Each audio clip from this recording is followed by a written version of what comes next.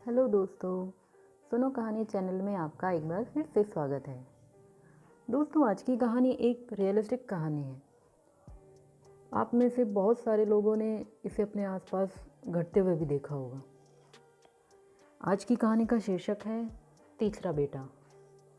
तो चलिए शुरू करते हैं। पत्र पढ़ते हुए प्रति क्षण उसका पारा बढ़ता जा रहा था। पत्र समाप्त करते करते ही वह फट पड़ी। वाह, अच्छा न्याय है। दूध मलाई खाओ तुम, अंग्रेजी स्कूलों में पढ़ो तुम, डॉक्टर इंजीनियर बनो तुम, विलायत की सैर करो तुम, और बूढ़ी माँ को संभालूं मैं। बेवकूफ़ समझ रखा है क्या? और इस बमबारी के बाद छाया ने विदेशी मोहर लगा वह लिफाफा डस्टबिन में उछाल दिया। पेपर पढ़ते हुए प्रमोद ने एक बार उसकी ओर देखा और फिर से अखबार में नज़रें गड़ा दी। वे जानते थे इस समय कुछ भी पूछना आग में घी डालना है। इससे अच्छा कुछ देर चुपचाप प्रतीक्षा करो। थोड़ी देर बाद वह खुद ही सब कुछ उगल देगी। और वही हुआ। 5-10 मिनट बाद ही छाया उनके पास आकर बैठी। उनके हाथ से अखबार छीनते हुए बोली, सुनो जी, हम क्या इतने गए गुजरे हैं कि पैसे देकर हमसे कोई कुछ भी करा ले लेगा? तुमसे कौन क्या करवा सकता है भला? छाया ने डस्टबिन से लिफाफा उठाकर पति के हाथ में थमा दिया। खोलकर देखा, काफ़ी लंबी चिट्ठी थी। टेलीफोन के इस युग में इतनी लंबी चिट्ठी? उन्हें आश्चर्य हुआ। वे तो शायद असीम की लिखावट ही पहली बार देख रहे थे। लिखा था, दीदी, मन बहुत कड़ा करके यह पत्र लिख रहा हूँ।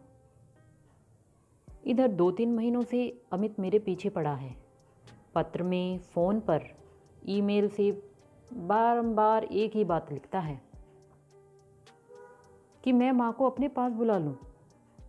वह कहता है कि माँ उसकी अकेले की तो नहीं है। फिर वह इस जिम्मेदारी को अकेले ही क्यों झेले और कब तक झेले? वह कहता है कि माँ के कारण उसकी प्रगति रुक गई है। वह एक जगह बनकर रह गया है। इतने अच्छे अच्छे अवसर हाथ से निकले जा रहे हैं और वह जहाँ का तहाँ बना हुआ है। जब तक माँ का कोई प्रबंध नहीं हो जाता, वह देश तो क्या शहर भी छोड़कर नहीं जा सकता। यह अन्याय वह कब तक सहेगा? अगर माँ सबकी है तो वह अकेले ही क्यों भुगतेगा? अब तो उसने अल्टीमेटम दे दिया है कि अगर मैंने माँ को ले जाने का कोई प्रबंध नहीं किया तो मजबूरन उन्हें ओल्ड होम में रखना होगा। दीदी, तुम तो जानती हो माँ का यहाँ आना इतना सरल नहीं है। पासपोर्ट, वीज़ा, 100 फॉर्मेलिटी हैं। ग्रीन कार्ड के लिए तो इतने पापड़ बेलने पड़ते हैं कि क्या बताऊँ। सारे गोरख धंधे करके उन्हें यहाँ ले भी आऊँ तो क्या वे यहाँ खुश रह पाएंगी? अमित की देसी बहू से ही उनकी पटरी नहीं बैठी तो यहाँ तो प्रश्न ही नहीं उठता। फिर भाषा का सवाल है, संस्कारों का अंतर है। इस उम्र में वे क्या क्या समझौते करेंगी? अपनी जड़ों से काटकर उन्हें यहाँ ले आऊं और वे खुश न रहें तो क्या मतलब है? दीदी, तुमने शुरू से इस घर की जिम्मेदारियों में हाथ बटाया है। इस समय भी तुम ही याद आ रही हो। क्या माँ को रख सकोगी? मैं तुम पर कोई आर्थिक बोझ नहीं पड़ने दूंगा। अमित के यहाँ भी पैसे भेजता रहा हूँ, तुम्हारे यहाँ कुछ ज़्यादा भेज दूंगा। पर प्लीज़ मेरी इतनी बात रख लो। 2-2 बेटों के होते हुए माँ बुढ़ापे में वनवास भोगेगी तो बहुत शर्म की बात होगी। हमें इस शर्म से बचा लो प्लीज़। असीम। असीम ने पत्र बहुत ही आत्मीयता से लिखा था। हर वाक्य में उसकी व्यथा छलकी पड़ी थी। हर शब्द में उसकी मजबूरी झलक रही थी और छाया उसकी हर बात पर उबल रही थी। 2-3 दिन बाद प्रमोद बाहर से लौटे तो उन्होंने एक कोरा एरोग्राम छाया को पकड़ा दिया। ये किस लिए? असीम को पत्र नहीं लिखना? नहीं, कोई बात नहीं, फ़ोन कर लेना। पत्र वैसे भी आजकल कौन लिखता है। जी नहीं, मैं फ़ोन भी नहीं करूँगी, मेरे पास फालतू पैसे नहीं हैं। छाया के तेवर देखकर प्रमोद चुप रह गए। वे जानते थे कि छाया भाइयों से बेहद नाराज़ है। इस नाराज़गी की वजह भी वे जानते थे। बाबूजी की मृत्यु के बाद भाइयों ने पुराना रिहायशी मकान बेच दिया था। लगभग 13वीं के साथ साथ ही यह काम हो गया था, क्योंकि असीम बार बार नहीं आ सकता था।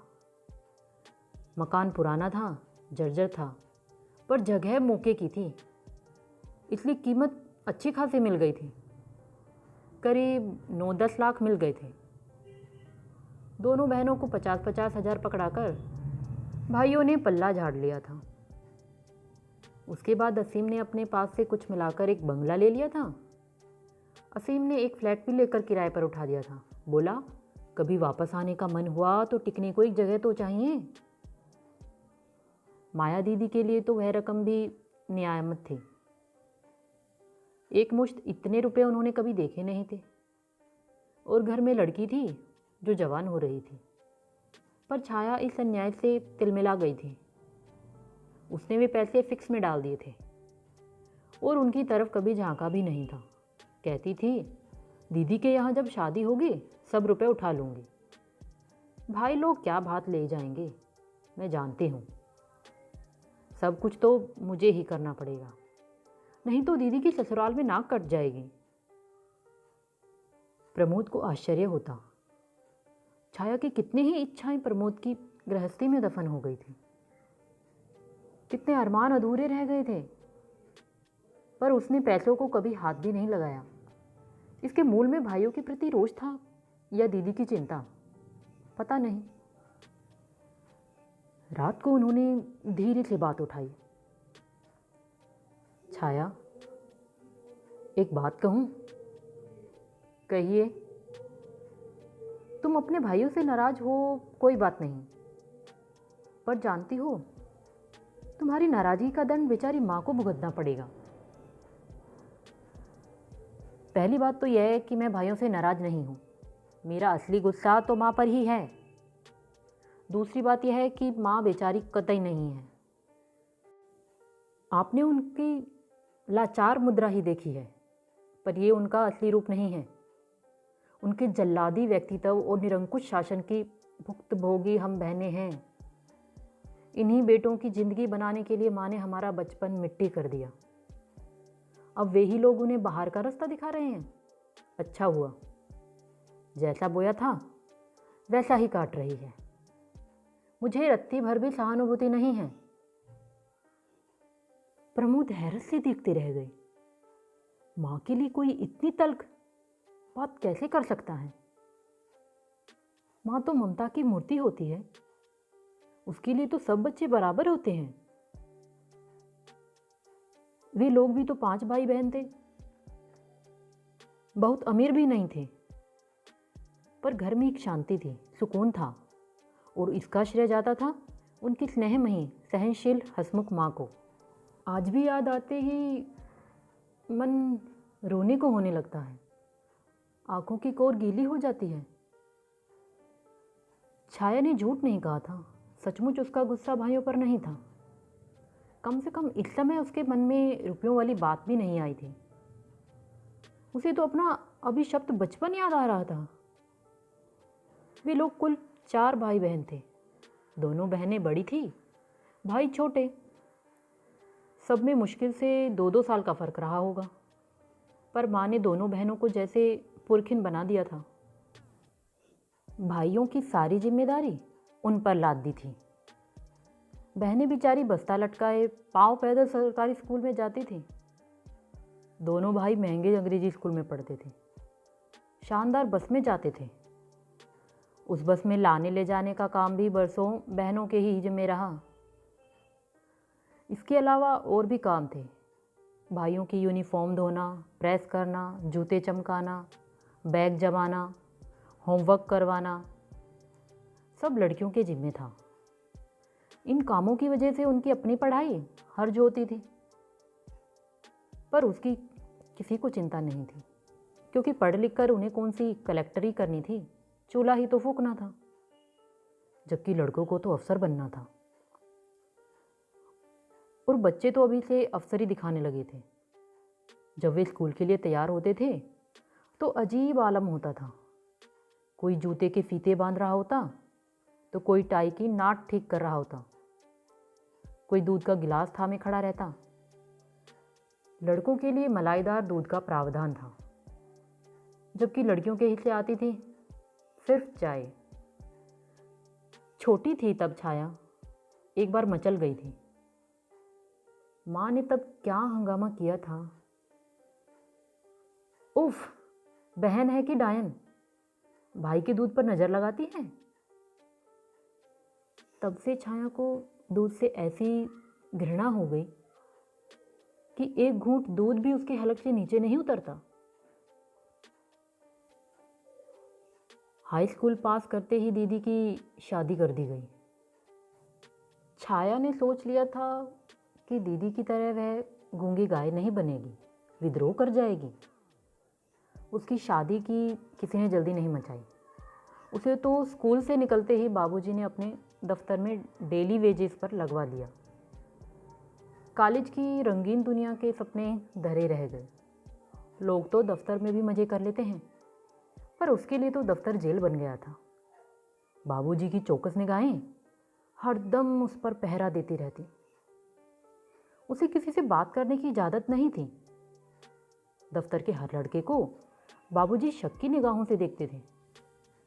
सबकी मेहनत रंग लाई। असीम पीईटी में निकल गया। 2 साल बाद अमित भी इंजीनियरिंग में आ गया, पर उसका एडमिशन जबलपुर में हुआ था। खर्च एकदम बेशुमार बढ़ गया। छाया ने 2 ट्यूशन कर ली। बाबूजी किसी की दुकान पर बैठने लगे। बड़े कसाले के दिन थे, पर किसी तरह बीत ही गए। जब दोनों बेटे नौकरी पर लग गए तो नाते रिश्तेदारों ने कोंचना शुरू किया कि अब तो लड़की के हाथ पीले करो, क्या जिंदगी भर घर में बिठा कर रखोगे। इसलिए फिर 28 साल की उम्र में छाया की जैसे तैसे शादी हो गई। जैसे तैसे इसलिए कि घर वर बहुत अच्छा नहीं मिला था, पर सेंत मेत में इससे अच्छा क्या मिलता। बाबूजी की सारी शक्ति और पूंजी तो बेटों की पढ़ाई पर खर्च हो गई थी। कहते थे एक लड़का अच्छा निकल जाए तो घर बार का उद्धार हो जाता है। कितना अच्छा उद्धार हो रहा है। 10-15 दिन बाद की बात है। एक शाम फ़ोन की घंटी बजी। जैसा कि अक्सर होता था, तन्मय ने ही लपक कर फ़ोन उठाया और हुलसकर चिल्लाया, मम्मी, मामा का फ़ोन है बोस्टन से।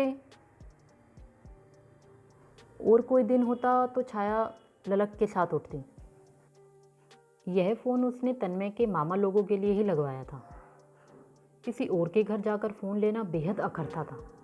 अपनी विपन्नता का बोध उस समय और भी तीव्रता के साथ होता था, इसलिए जरा सी सुविधा होते ही उसने फ़ोन लगवा लिया था।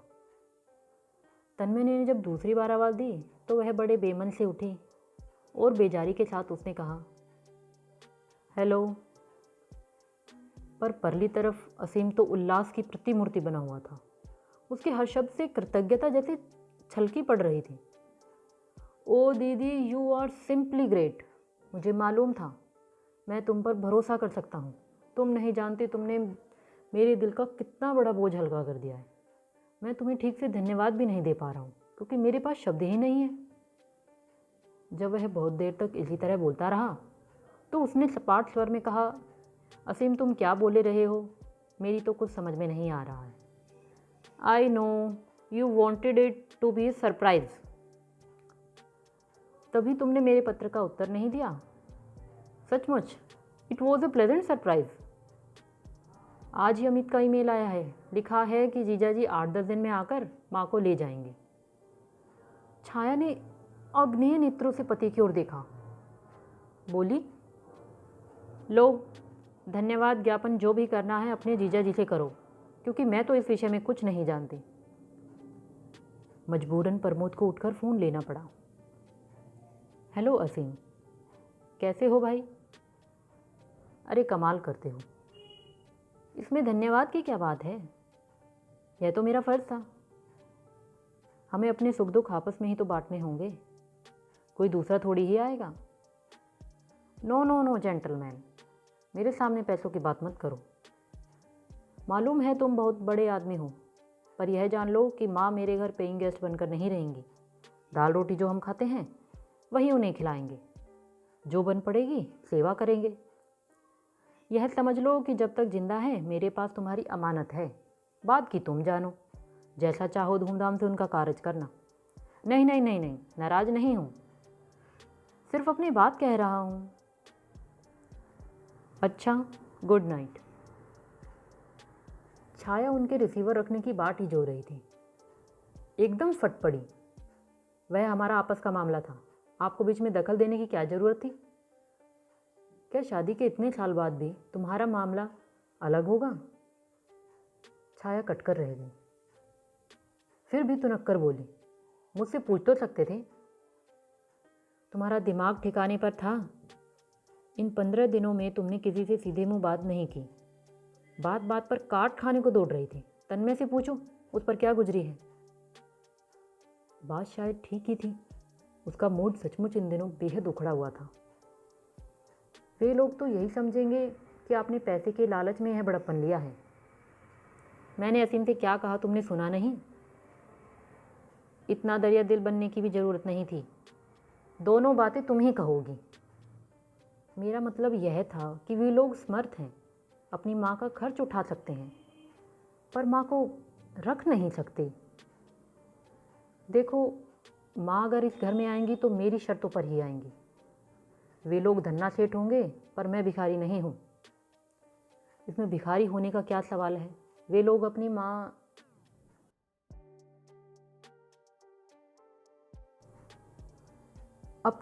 क्या? देखो, ये अपना पराया भाव मेरे मन में नहीं है। होता तो मैं यह प्रस्ताव रखता ही नहीं। तुम्हारे भाई उन्हें जहाँ चाहें पटक आते, मुझे परवाह नहीं होती। पर यही तो मुझ में कमजोरी है। मुझसे यह सहन नहीं हुआ कि 3 बेटों के होते हुए माँ वृद्धाश्रम में रहे। 3 बेटे? क्या दामाद भी तो बेटे की तरह होता है? मुझे अगर यह दर्जा न देना चाहो तो न सही, पर तुम भी बेटे से कम नहीं हो। पिता के साथ कंधे से कंधा मिलाकर तुमने गृहस्थी की गाड़ी खींची है। यही समझ लो, तुम्हारा यज्ञ अभी पूरा नहीं हुआ है। आप अभी मेरी माँ को ठीक से जानते नहीं हैं, इसलिए।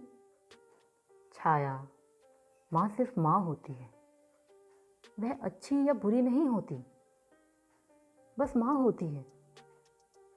मैं नहीं जानता माँ को लेकर तुम्हारे मन में क्या आक्रोश है, पर अब वे 75 पार कर चुकी हैं। उन्हें सारे आरोपों से बरी कर दो। कोई भी अपराध इतना बड़ा नहीं होता कि उम्र के इस पड़ाव पर व्यक्ति को देश निकाला दे दिया जाए। माँ ने तुम्हें कुछ भी न दिया हो, पर जन्म तो दिया है, उसका कर्ज तो उतारना पड़ेगा। समझ लो यही मौका है। और वे दोनों क्या आसमान से टपके हैं? उन्हें कोई कर्ज नहीं व्यापता, वे तो एकदम आज़ाद हो जाएंगे। ऐसी आज़ादी भी किस काम की कि खुद अपने से ही शर्मसार होना पड़े। बाहर चाहे कुछ भी कहते रहें, पर देखना उनकी आत्मा उन्हें सदा कचोटती रहती है। अगर तुम भी उनकी जमात में शामिल हो गई तो यही होगा। कभी अपने आप से नज़र नहीं मिला सकोगे, खुद को माफ़ नहीं कर पाओगी। प्रमोद शायद ठीक ही कह रहे थे। पिछले 15 दिन इसी उपापों में तो बीते हैं। वह कोई निर्णय नहीं ले पा रही थी, पर प्रमोद को निर्णय लेने में जरा भी वक्त नहीं लगा। न उनके मन में कोई दुविधा थी। दर्पण की तरह स्वच्छ पारदर्शी मन है उनका। फिर भी एक शंका तो थी ही। उसने कहा, माँ को बड़ी शान से ले तो आएंगे, पर क्या उन्हें उतनी सुख सुविधा दे पाएंगे? मुझे नहीं लगता माँ इस समय सुख सुविधा की भूखी होंगी। जैसा कि इस समय उस घर का माहौल है, मुझे लगता है उन्हें सिर्फ प्यार की चाहत होगी। वे बस थोड़े से आदर मान के लिए तरस गई होंगी। और इन चीज़ों की अपने घर में तो कोई कमी नहीं है, और आपके रहते हो भी नहीं सकते। माँ ने अनजाने ही सही जरूर कुछ पुण्य किए होंगे, तभी तो आप जैसा बेटा पाया है। वे हंस दिए, शांत सरल हंसी। उस हंसी ने उसके हृदय का सारा ताप सोख लिया। पिछले 15 दिनों से मन में एक भट्टी सी सुलग रही थी, अब सब शांत हो गया था। दोस्तों, आज की कहानी पसंद आई हो तो इसे लाइक करना, चैनल को सब्सक्राइब करना और जितना हो सके फ्रेंड्स के साथ शेयर करना। तो चलिए मिलते हैं अगली वीडियो में, तब तक के लिए बाय।